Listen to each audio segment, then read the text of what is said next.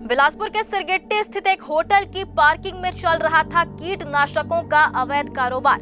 जहरीला पानी पीने से बेकसूर मवेशियों की मौत के बाद कृषि विभाग की कार्यप्रणाली पर उठे गंभीर सवाल।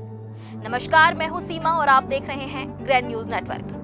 बिलासपुर से एक बेहद गंभीर और झकझोर देने वाली खबर सामने आ रही है, जिसने प्रशासनिक व्यवस्था और विभागीय पारदर्शिता पर बड़े सवाल खड़े कर दिए हैं। आइए आपको बताते हैं क्या है पूरा मामला। बिलासपुर के सिरगिट्टी स्थित गोल्डन स्टे होटल के पार्किंग स्थल पर कृषि विभाग के उड़नदस्ता दल द्वारा की गई छापेमारी में बड़े पैमाने पर अवैध भंडारण का खुलासा हुआ है। यहां होटल के नीचे पार्किंग परिसर में अवैध रूप से 4610 लीटर पौध संरक्षण कीटनाशक, 9611 किलोग्राम जैव उत्प्रेरक खाद और लगभग 14000 लीटर दवाइयों का भारी जखीरा बरामद किया गया है।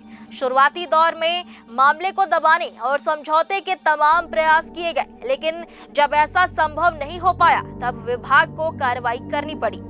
हालांकि कार्रवाई के बाद भी विभाग की भूमिका संदिग्ध नजर आ रही है, क्योंकि जब्त किए गए इतने बड़े और खतरनाक माल को बाहर सुरक्षित स्थान पर ले जाने के बजाय सारा सामान आरोपी गोदाम संचालक मनीष सिंह को ही सुपुर्दगी में सौंप दिया गया।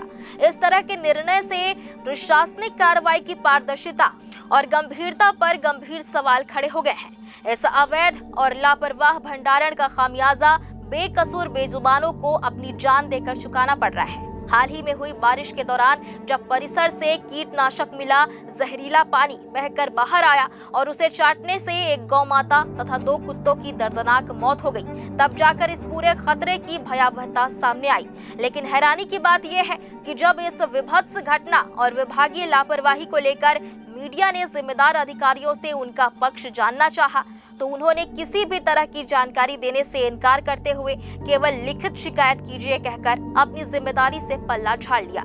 महज कुछ ही दिन पहले सर्पदंश से जुड़े एक सिंडिकेट के खुलासे के बाद अब कृषि क्षेत्र से जुड़ा ये अवैध कीटनाशक मामला सामने आने से शहर में तरह तरह की चर्चाएं शुरू हो गई है। आए दिन कभी अवैध निर्माण, कभी मुआवजा घोटाला, तो कभी निर्माण कार्यों में लीपापोती की खबरें सामने आती रहती हैं। और अब इस तरह के मामलों ने ये सोचने पर मजबूर कर दिया है कि आखिर प्रशासनिक तंत्र और जिम्मेदार महकमे किस प्रकार कार्य कर रहे हैं। बिना किसी ठोस कार्रवाई के इस तरह के अवैध जखीरे का संचालन और फिर उसे आरोपी को ही सुपुर्द कर देना व्यवस्था की कार्यप्रणाली पर एक बड़ा प्रश्न चिन्ह लगाता है।